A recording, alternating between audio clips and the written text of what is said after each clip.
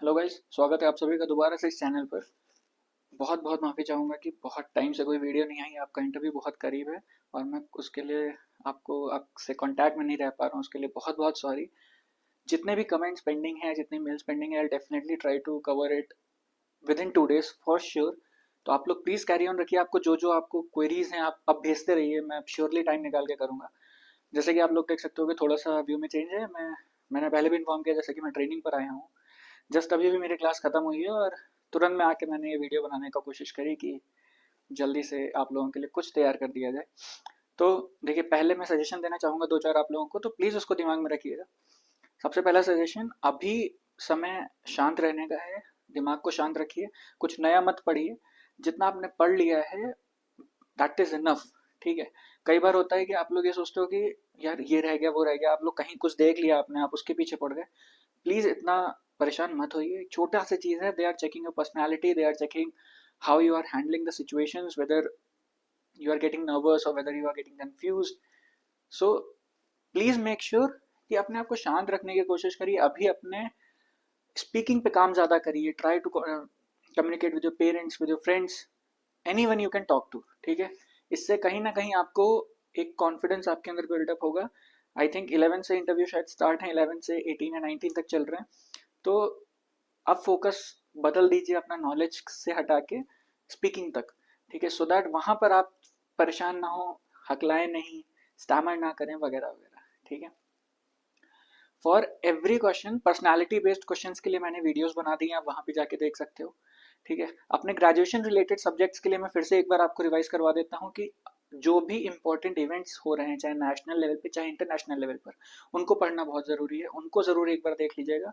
Suppose जैसे आप physics student हैं, तो फिजिक्स में कोई भी रिसेंट डिस्कवरी हुई हो या फिर कोई भी अवार्ड किसी को मिला हो फॉर एनीथिंग, ठीक है, वो ध्यान रखिए। सिमिलरली मैं फिर से फिजिक्स का ही एग्जांपल देके बताऊंगा कि कोई भी ऐसा इंडियन जिसको कोई बहुत बड़ा रिकग्निशन मिला है या उसने कोई बहुत अच्छी डिस्कवरी या इन्वेंशन किया है, उसका नाम आप जरूर पढ़ लीजिएगा, because these are things that you must know. ठीक। रिसेंट जितनी भी डेवलपमेंट्स हैं वो हो गया। देन मैंने आपको बता दिया कि इंपॉर्टेंट पर्सन को ना याद रखना है। और क्या पढ़ लें, और बेसिक्स पढ़ लीजिए। जैसे 11th 12th में आप लोगों को पता है कि फिजिक्स में क्या क्या होता है। जिसने फिजिक्स से ग्रेजुएशन करा है ही नोज थर्मोडाइनमिक्स है, लाइट्स ऑप्टिक्स वगैरह है। ठीक। बेसिक करंट की थ्योरीज हैं कि how is voltage related to current वगैरह वगैरह। ये बेसिक क्वेश्चंस होते हैं जो उस समय हम लोग नर्वसनेस की वजह से आंसर नहीं कर पाते हैं। तो प्लीज मेक श्योर कि वो बेसिक्स एक बार दिमाग में रख लीजिए, एक बार पढ़ लीजिए, सो दैट आप वो आंसर कर सकें। अब मैं बार बार बेसिक्स के बारे में हर बार क्यों बोल रहा हूँ, जैसा कि आप लोगों को पता होगा कि आप कोई डिफिकल्ट क्वेश्चन आंसर नहीं कर पा रहे हो, that is okay, fine, no issues. भाई नहीं आया, लेकिन सपोज आपने एक इजी क्वेश्चन आंसर नहीं किया, तो उधर तो जो इंप्रेशन गया वो गया, that is a whole another different point. अगर आपने कोई इजी क्वेश्चन आंसर नहीं किया तो आपका कॉन्फिडेंस ब्रेक होगा, जिसकी वजह से आपको कहीं ना कहीं आपका आगे वाला जो पोर्शन है इंटरव्यू का वो खराब हो सकता है। कॉन्फिडेंस ब्रेक होना बहुत बेकार चीज होती है during an interview. So please make sure कि जो भी आपका सब्जेक्ट है, मैं एक आर्ट्स के सब्जेक्ट के बारे में भी एग्जांपल दे देता हूँ। जैसे सपोज सोशियोलॉजी की है, साइकोलॉजी की है, तो हम लोगों में थिंकर्स होते हैं। जैसे मैंने साइकोलॉजी करी है, तो थिंकर्स होते हैं, उनके आइडियाज होते हैं, उनकी क्लास स्कूल्स होते हैं कि उन्होंने क्या बोला, कैसे उस पे उन्होंने प्रोग्रेस किया और उससे किस तरीके से नई सारी चीज़ें निकल के आई, नई थ्योरीज निकल के आई। तो प्लीज़ उन सबको पढ़िए। जो भी इंपॉर्टेंट नेम है आपके सब्जेक्ट्स में, for arts student, specially for arts student, कि आपके पास जो भी मेजर थिंकर्स हैं जिन्होंने कोई बहुत बड़ी थ्योरी दी है, जैसे for sociology and psychology students, Karl Marx is a very prominent name, तो प्लीज रीड अबाउट हिम। ठीक है। ऐसे बहुत सारे लोग हैं, अब मैं नाम नहीं लेने बैठूंगा, तो प्लीज करिए। आपको थोड़ा जल्दी में दिख रहा हूँ बिकॉज जस्ट आया हूँ अभी, हो सकता है कि जो रूम पार्टनर मेरे को मिला है वो भी आ जाए। तो I am trying to make the video as fast as I can. फिर अब आपको पढ़ाई का बता दिया, आपको पर्सनालिटी बेस्ड बता दिया। थोड़ा सा फोकस अभी अगर आपको करना है तो करंट पे करिए। आई विल सजेस्ट कि आज से न्यूज़पेपर पढ़ना स्टार्ट कर दीजिए, सो दैट एक हफ्ते का न्यूज़पेपर अगर आप पढ़ लेंगे ना, तो आपको जो करंट जितनी भी चीजें चल रही हैं all over the world, you will get to know big big things about about them. Because suppose international level पे कोई केस चल रहा है, जैसे आप रशिया यूक्रेन हो गया, इधर जो इसराइल वाले समय पे जगह पे चल रहा है वो वॉर हो गई, प्लस ट्रम्प इस समय जो जो चीज़ें कर रहे हैं रिगार्डिंग जो ट्रेड लॉज ला रहा है, और जो अभी इमिग्रेंट्स वापस भेजे गए जो इलीगली रह रहे थे, ये सब इंपॉर्टेंट एरियाज हैं कवर करने के लिए। Plus there are elections going on in the country. तो थोड़ा थोड़ा सा अगर आप एक ओवरव्यू ले लेंगे कि क्या हो रहा है, किस तरीके से हो रहा है, और उस पर आपकी क्या ओपिनियन है, तो वो आपको एक एज देगी अगर आपसे पूछा जाता है तो। पर्सनालिटी हो गया आपका, स्कूलिंग हो गया, एजुकेशन हो गया, देन आपका करेंट हो गया। इसके अलावा प्लीज़ कुछ नया मत पढ़िए। ट्राई करिए कि जितना शांत रह सकें इस समय पे उतना शांत रहें। कोई कुछ नया बता रहा है, कोई कुछ नया पूछ रहा है, उसको अवॉइड करने की कोशिश करिए। अपने माइंड को कतई समय कन्फ्लिक्ट में मत आने दीजिए कि क्या मैं रेडी हूँ या नहीं हूँ। ठीक, you all are very good.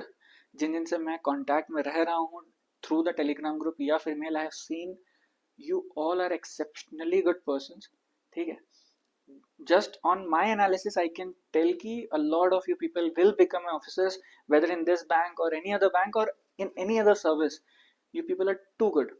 ठीक है, अभी मैंने ट्राई किया यहाँ पे, जो हमारे पास जो इस जगह के हेड हैं उनसे मैंने पूछा कि if he will be happy to contribute, कि आप लोगों को कुछ एडवाइस मिल जाए। आई विल सी अगर वो क्या रिस्पॉन्स उनका आता है, और जैसा होगा मैं आप लोगों पे शेयर करूंगा। मैं कोशिश ये करूंगा कि कुछ इंटरव्यू टिप्स अगर किसी एक सीनियर पर्सन के पास से आपको मिल जाएंगी तो कहीं ना कहीं वो हेल्पफुल रहेंगी, बिकॉज वो उस लेवल पे हैं। जो पैनलिस्ट आपके बैठे होते हैं, I hope you will understand, जो पैनलिस्ट होते हैं वो एजीएम्स टीजीएम्स लेवल के होते हैं।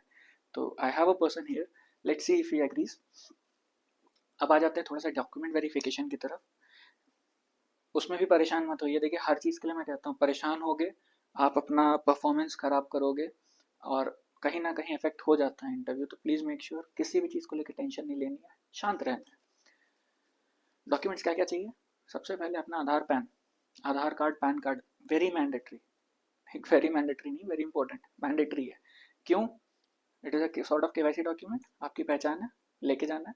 आधार कार्ड ओरिजिनल में लेके जाइए और जेरोक्स लेके जाइए। आई थिंक 2 साल से एक नया प्रोविजन आया है जिसमें आपको अपलोड करने रहते हैं डॉक्यूमेंट्स। तो मेक श्योर कि जितने भी ओरिजिनल्स हैं उनको स्कैन करिए। जब वेबसाइट पे जो भी आपकी लिंक आई होगी जिस पे अपलोड करना, उस पर एक एक करके अपलोड कर दीजिए। परेशान नहीं होना है, जो है वो अपलोड कर दो, जो नहीं है वहां पे पूछेंगे, डिक्लेरेशन साइन कर देना या एफिडेविट बनवा लेना। ठीक है, बार बार कहता हूँ परेशान मत होना किसी चीज के लिए, they will help you with everything themselves. ठीक, पैन कार्ड नहीं है अगर, पैन कार्ड अप्लाई करिए, within 2 days you will get the PAN card in your hands. ठीक, this is a very simple thing, you must understand. कोई बहुत हुआ चीज़ नहीं होती। कई लोग परेशान होने लगते हैं अभी तक पैन कार्ड नहीं बनवाया, अब क्या करूंगा। Within 2 days you will get a e copy of your PAN card, and within 7 days you will get the hard copy. So no need to worry. ठीक, अभी अप्लाई करो, मिल जाएगा। फिर इसके बाद क्या चाहिए? फोटोज खिंचवा लीजिए, 16 फोटोग्राफ्स यू टेक। कभी भी आगे फ्यूचर में भी काम आ जाएंगे, ऐसा तो है नहीं कि काम नहीं आती। Take 16 photographs, get it ready with yourself. अब आ जाते हैं थोड़ा सा एजुकेशनल डॉक्यूमेंट्स की तरफ। 10th का मार्कशीट प्लस सर्टिफिकेट। अब कई लोग कंफ्यूज हैं कि मेरे को सर्टिफिकेट मिला नहीं, या मुझे मेरी तो मार्कशीट ही है, सर्टिफिकेट नहीं है, सीबीएसई में ऐसा कुछ है। तो भाई ऊपर लिखा होगा मार्कशीट कम सर्टिफिकेट या सर्टिफिकेट कम मार्कशीट। अगर ऐसा लिखा है तो आपको दूसरी चीज़ की नीड नहीं है, जो है वो अपलोड कर दो। जैसे मैं सीबीएसई से पढ़ा हुआ हूँ, तो in CBSE we get one big marksheet, right. जो जो पढ़े होंगे उनको पता होगा, उस वो वही मार्कशीट है, वही सर्टिफिकेट है। So don't, no need to worry about this. जो है वो अपलोड कर दीजिए। 2 कॉलम दे रहा है कि 10 में डिग्री करनी है, 10 में मार्कशीट करनी है, दोनों में सेम चीज़ अपलोड करके छोड़ दीजिए। ठीक है, 12th की डिग्री एंड सर्टिफिकेट। 12th की हमें हमारे पास एक छोटी सी मार्कशीट होती है जिसमें सारे मार्क्स लिखे होते हैं, एक बड़ा सा सर्टिफिकेट मिलता है फ्रॉम द स्कूल इटसेल्फ, जो ये बताता है कि आपने इंटरमीडिएट पास करा है with this level of marks, right. उसको अपलोड करना है। सारे डॉक्यूमेंट्स ओरिजिनल में भी रखिए, अपलोड ओरिजिनल में ही होंगे, ये ज़रूर ध्यान रखिएगा। प्लीज़ जेरोक्स को स्कैन मत करिएगा, ओरिजिनल ही स्कैन करिएगा। बाय चांस आपके पास कोई ऐसा डॉक्यूमेंट है जो नहीं है, तो ट्राई करिए उसको डुप्लीकेट इशू करवाने के लिए, या फिर जो प्रोविजनल आपको मिल जाती हैं डॉक्यूमेंट्स वो ट्राई करिए कि मिल जाए। 10th हो गया, 12th हो गया, अब आ जाता है आपका ग्रेजुएशन। ग्रेजुएशन में हर सेमेस्टर की या हर ईयर की मार्कशीट, जैसा भी आपका कॉलेज ऑपरेट कर रहा है, वो आपको रखनी है इन ओरिजिनल। और अगर आपने कंप्लीट कर लिया है तो आपको डिग्री मिली होगी, तो उस डिग्री की ओरिजिनल कॉपी आपको अपलोड भी करनी रहेगी और लेके भी जानी रहेगी। सिमिलरली अगर पोस्ट ग्रेजुएशन करा है तो हर सेमेस्टर की हर ईयर की मार्कशीट और डिग्री। देयर इज वन थिंग कि जैसे कुछ लोग अपेयर हो रहे होते हैं तो उनको क्या करना है, तो आपके पास जो डॉक्यूमेंट है आप उससे काम चलाइए, जितना है उतना अपलोड करिए, आगे बढ़ाइए उसको। सेकेंडली, और ये स्पेशली पोस्ट ग्रेजुएशन के लिए था क्योंकि you have to be a graduate to fill the form, ठीक है। फिर आ जाते हैं जो आप लोग जिसके पास डिग्री नहीं आई है, अभी जस्ट अभी ग्रेजुएशन कंप्लीट हुआ है बट डिग्री नहीं है, apply for a provisional degree. Provisional degree लेके जाइए अपने कॉलेज में जाके, उसको जल्दी से इशू करवा लीजिए क्योंकि वो 2 से 3 दिन में वो लोग आपको दे देंगे। So no need to worry about that also, ठीक है। अब आपके डॉक्यूमेंट सारे हो गए, आ जाते हैं कास्ट सर्टिफिकेट वगैरह पे। If you belong to a special category, जैसे SC है, ST है, OBC है, EWS है, तो इन चारों के सेंट्रल फॉर्मेट बेस्ड जो सर्टिफिकेट्स होते हैं वो इन जनरल हर जगह काम करते हैं। अगर आपके पास कोई और सर्टिफिकेट है तो अभी भी आप अप्लाई कर दीजिए, और यू कैन टेल देम कि यू वर नॉट अवेयर कि कौन सा फॉर्मेट चलेगा, तो मैंने अभी अप्लाई कर दिया है। एक चीज़ और ध्यान रखनी है कि आपने फॉर्म अगर सपोज 27 जुलाई को भरा है, तो 27 जुलाई के बाद का सर्टिफिकेट नहीं होना चाहिए, बिकॉज कहीं ना कहीं वो एक ऐसा दिखता है कि आपने झूठ बोला है, आपने फ्रॉड करने का ट्राई किया। You were belonging to the same category but still थोड़ा सा ये सब चीज़ें ध्यान रखिए। अगर ये जो वो लोग देख रहे हैं जिनका आगे कभी इंटरव्यू लगेगा, तो प्लीज़ मेक श्योर कि आपके पास पहले से कास्ट सर्टिफिकेट हो। अगर आपका एक्सपायर हो गया था कास्ट सर्टिफिकेट, आपने नया अप्लाई करा है, तो पुराना वाले लेके जाइएगा, जस्ट इन केस अगर वो पूछते हैं तो आप उनको दे सकते हैं, ठीक। किसी भी पॉइंट पे कहीं भी कोई प्रॉब्लम नहीं आती, ये मैं आपको बता देता हूँ। They will ask for a declaration और they will ask for an affidavit, आप प्रोवाइड करिए, एवरीथिंग विल बी फाइन, ठीक। परेशान होने की कहीं ज़रूरत नहीं। सेंट्रल गवर्नमेंट का जो फॉर्मेट है उस पर बनवा के आपको कास्ट सर्टिफिकेट वगैरह देना है वहाँ पे, राइट। एम्प्लॉयमेंट पे आ जाते हैं, ऐसे कैंडिडेट्स जिन्होंने कहीं पे काम किया है और उन्होंने उस फॉर्म में मेंशन किया है। इस चीज़ को बहुत ध्यान से समझिएगा, अगर आपने फॉर्म में मेंशन किया है then you need to provide an NOC for the same. अगर आपने मेंशन नहीं किया है, let it go, right. Mention करना इज मैंडेटरी, वो तो था ही। अगर नहीं किया है कोई बात नहीं है, जिक्र भी मत करना। अगर करा है, फॉर्म में है, लिखा है कि you are working in a particular company from this time to this time, get an NOC। उस NOC में सारे टर्म्स एंड कंडीशंस लिखे होते हैं, इंक्लूडिंग योर प्रोफाइल कि आप कैसे हो, आपने कैसा काम किया, वो उसी में रहता है, यू कैन टेक इट। अब NOC नहीं दे रहा है कोई ऑर्गेनाइजेशन, तो क्या करना है भाई? उसके लिए I don't think there is any option, because NOC is mandatory. उसमें लिखा रहता है, जो आपके पास एडमिट कार्ड आया होगा उसमें लिखा होगा, ठीक। ये वो डॉक्यूमेंट्स हो गए जो आपको तैयार करना है। इसके अलावा क्या लेके जाना है? एडमिट कार्ड लेके जाना है, भूलना मत। एडमिट कार्ड ज़रूर से याद रख के लेके जाना। अब जो सेकंड चीज़ है जिस पे क्वेश्चंस बहुत सारे आते हैं, application form. I think portal open हो गया होगा अभी तक, एप्लीकेशन फॉर्म डाउनलोड करिए और लेके जाइए। अब एक सजेशन मेरी तरफ से है ये कि जितने भी आपने डॉक्यूमेंट से तैयार किए हैं इन सब की 2 जेरोक्स करा लीजिएगा। फ्यूचर में काम आ जाएगी, नहीं आएगी तो किसी और एग्जाम में काम आ जाएगी, ठीक है, बट उसकी 2 जेरोक्स करा लीजिएगा। इन केस अगर कोई भी चीज़ वहाँ पे नीड होती है तो आप तुरंत दे सकते हैं, ठीक। This is to double check ourselves only, इसमें कहीं लिखा नहीं है।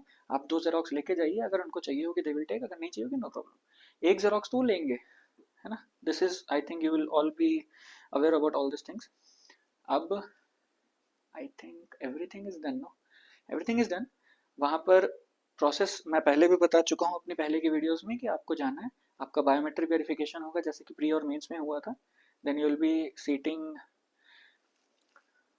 इन row according to your panels, there will be panels. उन पैनल्स में सीटिंग लगी रहती है, आपको उस पर बैठना है। They will call out names, आपको जाना है वहाँ DV करवानी है। आपका DV जो है, DV होने के बाद आपके सारे डॉक्यूमेंट्स भेज दिए जाएंगे आपके पैनलिस्ट के पास। आपको बिल लेके जाया जाएगा पैनल मेंबर्स के सामने, और वहाँ पर आपको इंटरव्यू देना और चले जाना घर, as simple as that. Suggestion, शांत रहना है, परेशान नहीं होना है। जो भी क्वेरीज हैं, जो भी आपको परेशानी लग रही है, मेरे साथ शेयर करिए, I will definitely try to help. और जितने भी कमेंट्स पेंडिंग है, मेल्स पेंडिंग है, मैसेजेस पेंडिंग है, मैं कान पकड़ के सॉरी बोलता हूँ, I definitely try to reply. बहुत हेक्टिक शेड्यूल होता है इधर, तो समय नहीं मिल पा रहा है, बट आई विल ट्राई कि 2 दिन के अंदर मैं सारे मैसेजेस और कमेंट्स वगैरह रिप्लाई कर दूँ, ठीक है। और please keep on sending all the messages, all the queries, all the questions that you have in your mind. I'll be very happy to help. Share करिए इन वीडियोस को, ताकि कोई ऐसा पर्सन हो जो अफोर्ड नहीं कर सकता है कोई पेड चीज़ें, उन तक ये पहुँचे, उनको हेल्प मिले। और थैंक यू फॉर सपोर्टिंग, इतना इतना प्यार दिखा रहे हो आप लोग, उसके लिए बहुत बहुत थैंक यू। और एक कमेंट आया था मेरे पास कि उस बिल्डिंग से मोटिवेशन नहीं मिलेगा, आपसे मिलेगा कि आपने अभी भी आप मोटो G30 यूज़ कर रहे हैं फॉर बीइंग एन ऑफिसर। तो sir yes, I am using a moto G30 and I am not looking forward to change this phone any time soon. If you are inspired by this, तो please learn कि simplicity is the best thing that you can have in life. Thank you, आज के लिए इतना ही। फिर से मिलेंगे आगे चल के कभी ना कभी।